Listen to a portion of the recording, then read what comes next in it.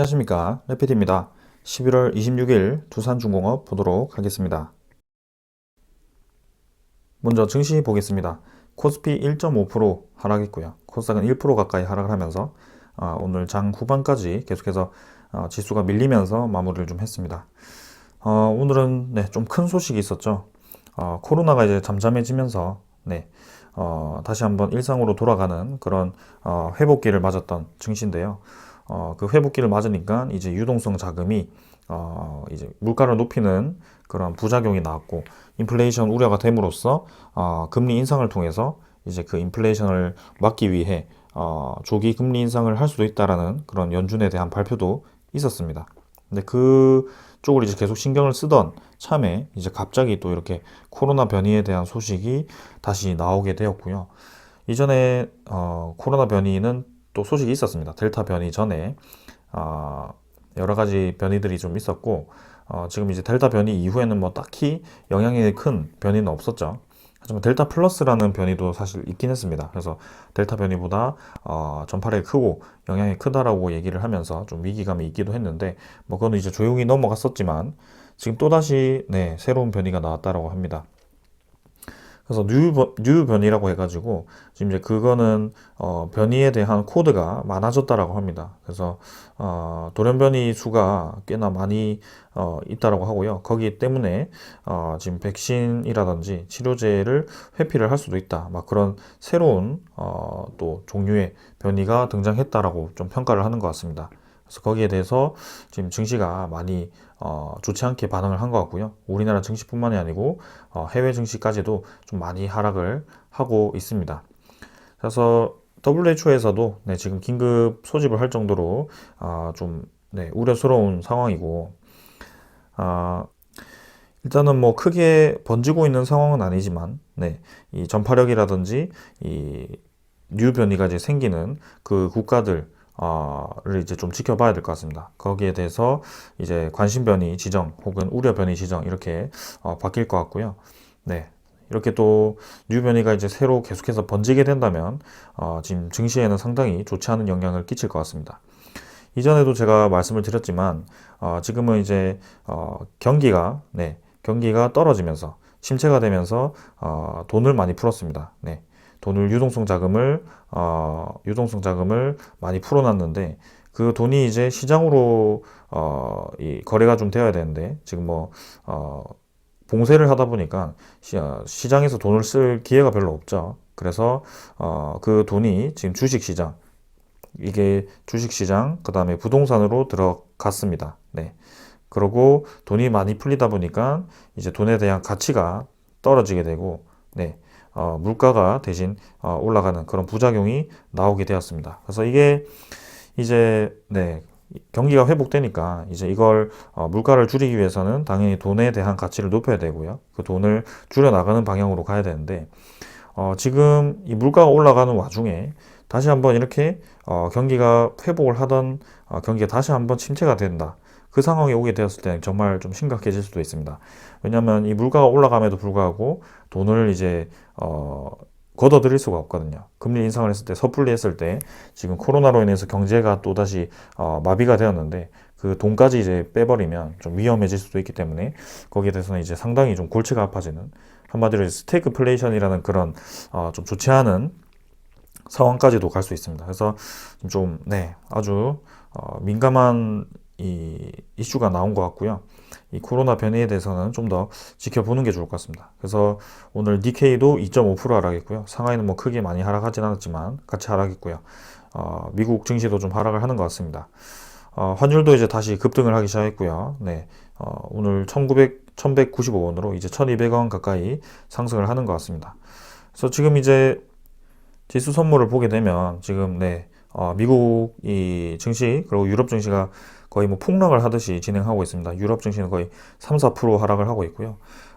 지금 상당히 우려스럽습니다. 채권도 보시면은 채권 수익률도 급락을 했죠. 이제 금리 인상에 대한 그 기대감보다는 다시 한번 코로나에 대한 위기감이 부각되었기 때문에 이렇게 급락을 해버리는 상황이 왔습니다. 자, 그래서 지금 우리 코스피 지수도 지금 상당히 좋지 않은 흐름으로 이어갈 가능성이 클 것 같고요. 지금 반도체 그다음에 실적주 위주로 좀 상승이 나왔었는데 다시 한번 코로나에 대해서 나오면서 바이오와 진단키트주가 좀 관심을 받는 상황입니다.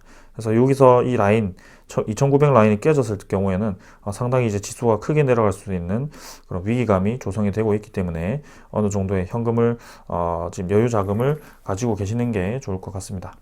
자, 일단 오늘은 여기까지 하고요. 네, 증시는 이 정도로 보고 종목 보도록 하겠습니다. 네, 두산중공업 보겠습니다. 오늘 250원 하락해서 1% 하락했고요. 23,050원으로 마무리를 했습니다. 자, 오늘 거의 원투펀치를 좀 맞은 것 같고요. 첫 번째는 이제 시장 자체가 분위기가 굉장히 좋지 않은 방향으로 진행이 되고 있습니다. 네. 코로나 변이로 인해서 새로운 변이로 인해서 좀 하락을 면치 못하는 상황 같고요. 지금 유럽 증시, 미국 증시 모두 좀 큰 폭으로 하락을 하면서 전체적인 시장이 또 경색이 되고 있습니다. 거기에 지금 두산중공업의 지금 시간의 거래를 보시면 하한가를 가고 있거든요. 170만 주가 쌓였습니다. 여기에 대해서는 지금 갑작스러운 소식이 나왔습니다. 그 소식부터 오늘 먼저 보고 넘어가도록 하겠습니다. 오늘 유상증자 발표가 또 나왔고요. 두산중공업이 기습적인 좀 공시를 내버렸습니다. 그래서 주주 배정 3자 배정이 아니고요. 주주 배정 유상증자 결정을 했고 신주를 또 이제 8,280만 주를 발행 결정을 했다라고 합니다. 액면가액은 5,000원이고요. 증자전 총 주식수가 5,200만 주였는데 이제 8,200만 주가 늘어나면서 5억 2천만 주에서 8,200만 주 추가가 된다면 거의 6억 주까지 늘어나게 되는 상황이고요.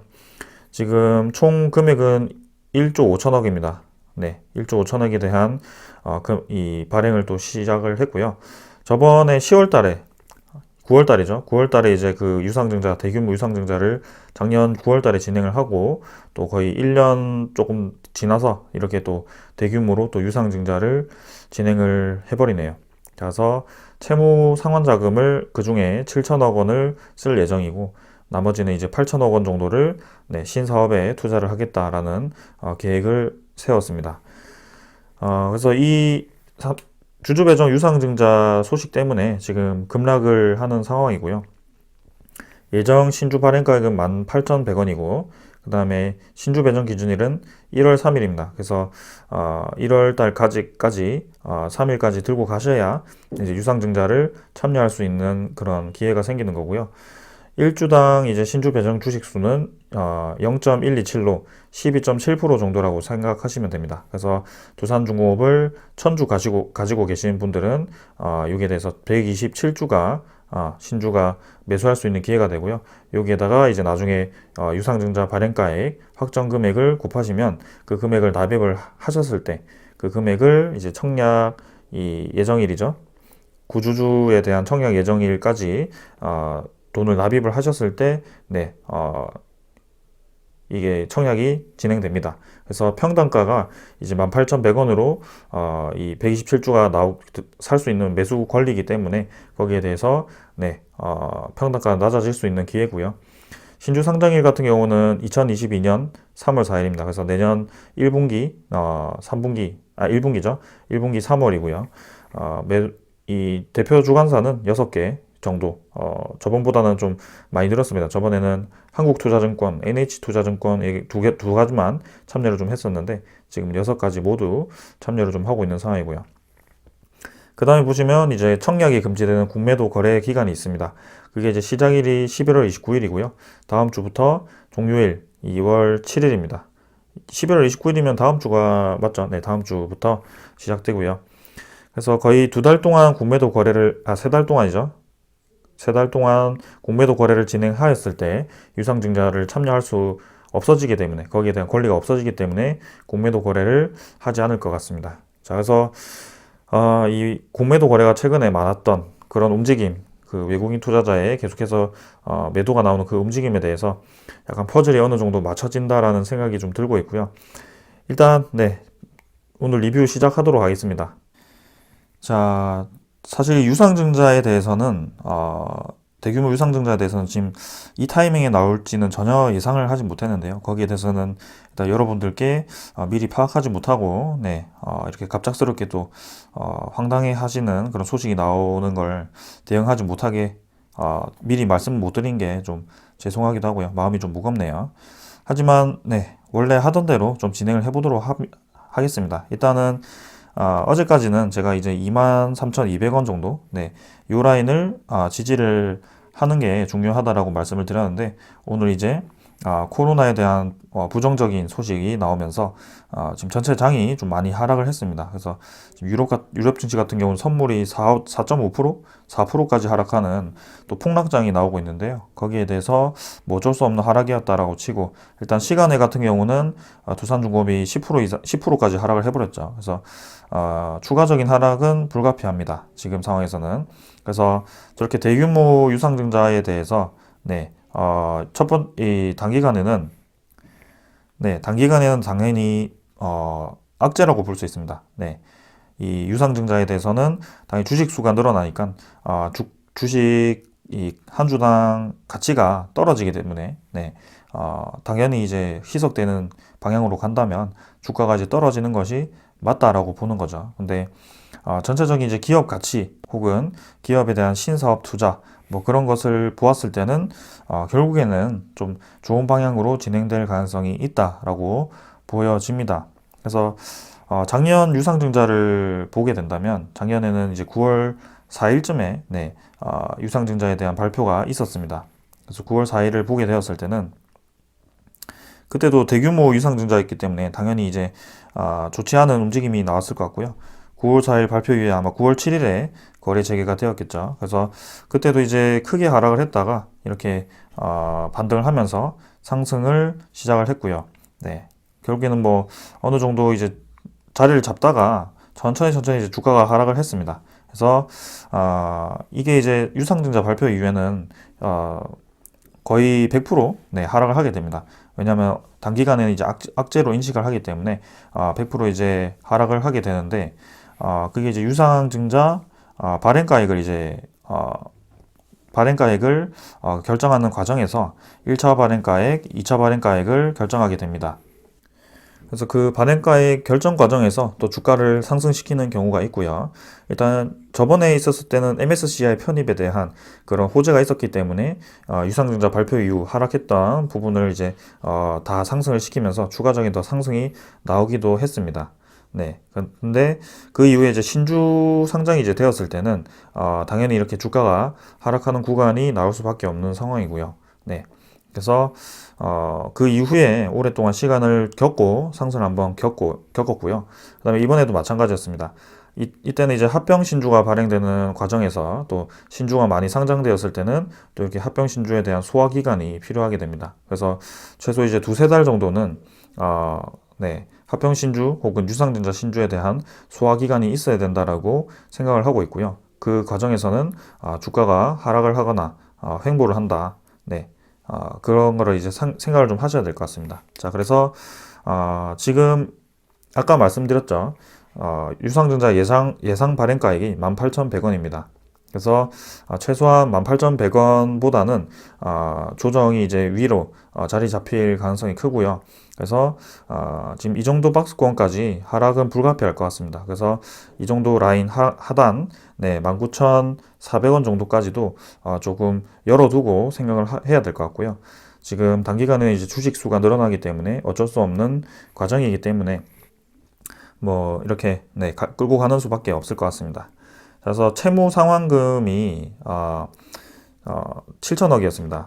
이 두산중공업이 지금 뭐 마지막 재무 개선을 위해서 좀 네, 거의 뭐 카드를 비장의 카드를 이렇게 꺼낸 듯이 이렇게 갑자기 또 좀 당황스럽게 소식을 꺼낸 것 같은데요. 일단 네, 그래서 지금 3조 자구안을 완벽하게 사실 상환을 다 못했습니다. 그래서 2조 1천억 중에 네, 두산 건설을 이제 매각을 하면서 2,500억에서 이제 12발행까지 해서 어제 400억 추가해서 2,900억이 이제 확보가 된 상황인데, 이게 사실 이 3조 자구안의 그 상환에 대해서 전부 쓰인다기보다는 두산건설에 대한 또 그 재무 개선 그쪽에 쓰인다라고 했기 때문에 또 별도로 이렇게 또 7천억 정도를 유상증자를 통해서 확보한 다음에 그 채무 상환을 진행하는 것 같습니다. 그래서 재무 제표를 좀 보았을 때 지금 두산중공업 쪽에서 사채가 좀 많이 늘었더라고요. 지금 사채가 8천억 정도가 있는데 대부분 이제 그 사채를 갚는 데 쓰이지 않을까라는 생각을 좀 하고 있는데요. 그 재무 제표도 나중에 기회가 된다면 좀 설명을 드리도록 하겠습니다.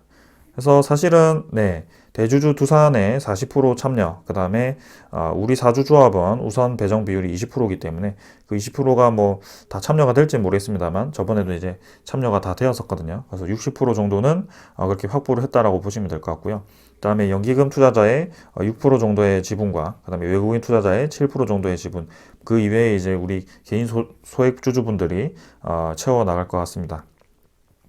그럼 이제 신사업 투자는 어떻게 진행을 할 것이냐라고 보았을 때는 일단 뭐 수소 터빈과 해상 풍력, 그다음에 소형 모듈 원전 SMR 등의 자사의 친환경 사업 포트폴리오에 대한 투자를 진행해서 시장을 선점하겠다라는 계획이라고 합니다. 그래서 한편으로 조금 걱정이 되었던 것도 이렇게 여러 가지 테마들이 있는데 그 테마에 대한 R&D 비용이 사실 필요하기 마련이거든요. 근데 사실 두산그룹 자체가 어느 정도 여력이 있을까라는 생각도 하긴 했는데 아무래도 두산바켓이라는 캐시카우가 있었기 때문에 이렇게 유상증자까지 할까라는 생각을 좀 했는데 이렇게 해버렸네요. 그래서 여기에 대한 이제 새로운 사업을 투자하기 위해서 대규모 유상증자를 진행한다라고 보시면 될 것 같고요.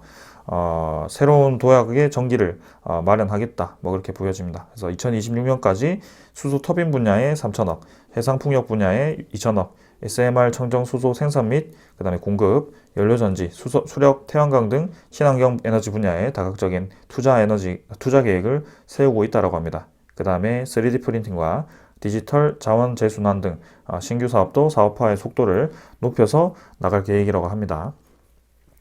자, 그래서 이렇게 갑작스러운 소식이 좀 있었고요.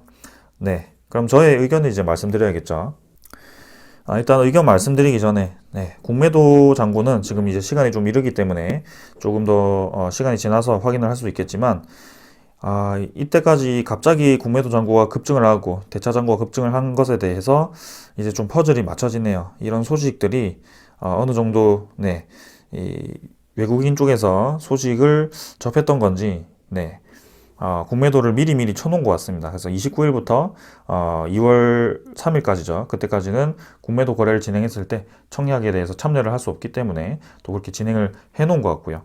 제가 이전에도 말씀드렸지만 이 공매도 잔고를 늘렸다가 줄이는 과정이 있었다. 근데 그 과정은 이때까지 경험을 보았을 때, 사례를 보았을 때 외국인 투자자의 그 공매도 거래가 공매도 잔고가 확 줄어버리는 그 구간이 두 번이 있었는데요. 첫 번째는 유상증자 신주 발행이었습니다.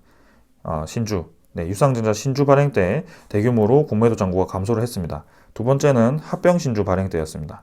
그때마다 공매도 잔고가 많이 감소를 하는 것을 보았었는데요. 지금도 마찬가지인 것 같습니다. 지금도 그 유상증자 신주 발행을 대비를 해서 지금 공매도를 미리 많이 쳐놓은 것 같고요. 거기에 대해서 이렇게 또 시간을 좀 들인 것 같네요. 그래서 이후에 공매도 잔고가 확 줄어버리는 구간이 한 번 더 나올 거라고 생각하고요. 그거는 이제 내년 3월 정도가 될 거라고 생각합니다. 자, 그래서 이제 공매도와 대차 잔고에 대한 퍼즐도 풀렸기 때문에 일단은 단기간에 대한 그 주가 하락은 피할 수 없는 상황인 것 같습니다. 자, 그럼 저에 대한 의견을 좀 말씀드리도록 하겠습니다. 자, 지금은 어쩔 수 없습니다. 밴드를 좀, 원래는 이 상단 밴드를 보다가 이제, 양운선을 타고 올라가는 그림을 보았지만, 좀 더 두산 기업에서는 시간이 더 필요하다라고 얘기를 하는 것 같습니다. 그래서 밴드를 좀 크게 그려서 이제는 이 구간까지도 좀 생각을 하고 241선 기준으로 다시 주가를 좀 보는 것이 좋을 것 같고요. 저는 일단, 두산중공업을 작년 10월부터 2020년 10월부터 리뷰를 꾸준히 해왔습니다. 매일매일 저를 지금 보시는 분들이 어느 구간에서 들어오셔서 지금까지 보고 계시는지는 모르겠지만 저는 10월부터 해가지고 계속해서 꾸준히 두산중공업에 대한 리뷰를 진행을 해왔습니다. 그래서 정확히 말씀드리면 이때고요. 그래서 유상증자 발표 이후에 하락 이후 그때부터 MSCI 편입부터 제가 리뷰를 진행했습니다. 결론부터 말씀드리면 결국에는 유상증자 신주와 함께 큰 하락을 겪었고요. 그 이후에 이 바닥 다지는 과정도 겪었고요. 그리고 큰 상승을 한번 보기도 했습니다. 그리고 합병 신주 발행 이후에 또 하락을 겪었고 다시 한번 그 가격대까지 돌아오는 그 상승 패턴도 보기도 했습니다. 이번에도 마찬가지입니다. 원전에 대한 기대감과 SMR에 대한 기대감을 앞두고 있는 상황에서 갑자기 좀 대규모 유상증자 발표가 또 나오면서 하락이 불가피한 상황이 왔는데 결국에는 저는 다시 올라갈 거라고 생각을 하고 있고요. 두산중공업이 지금 재무에 대한 그 마지막 채무를 갚기 위해서 그 다음에 그 신사업에 대한 R&D 투자를 위해서는 어쩔 수 없는 이 기업의 결단이었다라고 생각을 합니다. 그래서 이번 1조 5천억으로 인해서 거의 이제 완벽하게 그 신사업에 대한 부담감과 그 다음에 재무에 대한 부담감을 덜어낼 수 있을 거라고 생각을 좀 하고 있고요. 전 세계적으로 에너지에 대한 대란, 에너지 대란은 지속적으로 이어질 것 같습니다. 그래서 앞으로 시간이 지나면서 에너지에 대한 수요가 커지면 커졌지 적어지는 방향으로 갈 것 같지 않기 때문에 원전에 대한 인식과 그 다음에 에너지 기업에 대한 인식이 계속해서 좋아질 거라고 생각을 하고 있습니다. 그래서 신주 발행가가 이제 18,100원이기 때문에 저는 유상증자를 참여할 계획이고요. 이 참여를 함으로써 이제 두산중공업을 18,100원에 매수를 할 수 있는 기회가 생긴 겁니다. 그래서 적어도 이제 주가가 18,100원 밑으로는 하락하지 않을 거라고 거의 이렇게 지정을 해놓은 거라고 보시면 될 것 같고요. 사실 이때도 발표 이후에 뭐 크게 엄청나게 많이 하락은 하지 않았습니다. 그래서 어느 정도 일정 구간 하락을 하고 뭐 이 정도에서 지지를 하면서 다시 한번 1차 유상증자, 1차 가격, 2차 가격 확정하는 기간 겪고 오히려 이제 신주 상장까지는 조금 반등이 나올 수 있습니다. 그 이후에 상장이 되고 나서 이제 떨어지는 게 한 2개월에서 3개월 정도, 그 정도 시간이 걸릴 수 있다. 그래서 내년 3월까지 상장이기 때문에 그 3월부터 좀 하락이 예상될 수도 있습니다. 예상됩니다, 사실. 그래서 3, 4, 5월 정도는 또 시간이 필요할 것 같고요. 그 이후에 그때까지 이제 뭐 체코 원전이라든지 폴란드 원전에 대한 윤곽이 어느 정도 잡힐 것이고요. 그 다음에 이집트 원전이 내년 초에 또 발표가 있을 거기 때문에 혹은 뉴스케일 파워를 통한 SMR 거래도 포함되어 있기 때문에 한번 기다려 보겠습니다. 그래서 기업을 한번 믿고 저는 꾸준히 들고 가볼 예정이고요. 좋은 기회가 또 왔기 때문에 한번 보겠습니다. 그래서 여러분들이 또 어떻게 이걸 받아들이느냐에 따라 또 차이가 클 것 같은데요. 일단 단기간에는 하락 혹은 횡보 구간이 좀 필요하다. 그래서 그 밴드를 저는 최소 19,400원 정도에서 2만원, 23,000원 정도까지 그 정도라고 생각을 하고 있고요. 이 구간에서 몇 달간 계속 놀 것 같습니다. 그 다음에는 이제 투자자를 보시면 외국인을 매수했고 뭐 기간 매수했지만 연기금 투자자에 대한 방향을 또 지켜보는 게 중요할 것 같습니다. 그래서 유상증자 이 대규모 참여를 연기금에서도 할 것인지 혹은 신주가 이제 또 발행되었을 때 참여를 하고 또 이제 연기금에 대한 방향이 바뀔 것인지 이전에는 합병 신주가 발행되고 나서는 매도로 이제 전환되었던 그런 그림도 있었기 때문에 그런 분야에 대해서 말씀드리겠습니다. 그래서 한마디로 정리를 드리자면 저는 이제 유상증자 참여, 그 다음에 합병 여기 참여 이렇게 두산중공업에 대한 그 산전수전을 다 경험을 해봤습니다. 그래서 여러분들에 대해서 뭐 어떻게 생각하실지 여러분들이 어떻게 생각하실지 모르겠지만 저는 앞으로의 방향도 어느 정도 계획을 가지고 지금 뭐 지켜보려고 합니다. 그래서 두산중공업에 대한 큰 방향이 이제 좋은 방향으로 가는 쪽으로 가고 있기 때문에 걱정하지 않고 좀 사실 오랫동안 좀 시간이 추가가 되었다 뭐 그렇게 되어서 좀 급한 분들은 좀 단기간에 마음이 좋지 않을 수도 있을 것 같은데요. 여유롭게 투자를 하겠다라고 생각하신 분들은 그냥 지켜보시면 될 것 같습니다. 그래서 뭐 삼성전자 같은 그런 대형주의 큰 사이클처럼 2년마다 움직이는 그 큰 사이클처럼 좀 천천히 한번 지켜보려고 하고요. 한번 뚝심 있게 가보도록 하겠습니다. 자, 그래서 오늘은 이 정도로 하고 마치고요. 자, 다음 주 장은 조금 하락으로 갈 것 같습니다. 시장도 좋지 않고요. 그다음에 유상증자에 대한 소식도 단기간에 악재로 인식될 수밖에 없기 때문에 일단 하락을 예상을 하고요. 일단 네, 요 정도 밴드까지 좀 하락 이후에 주가가 자리를 잡고 다시 하는 반등을 하는 그 과정을 또 지켜보도록 하겠습니다.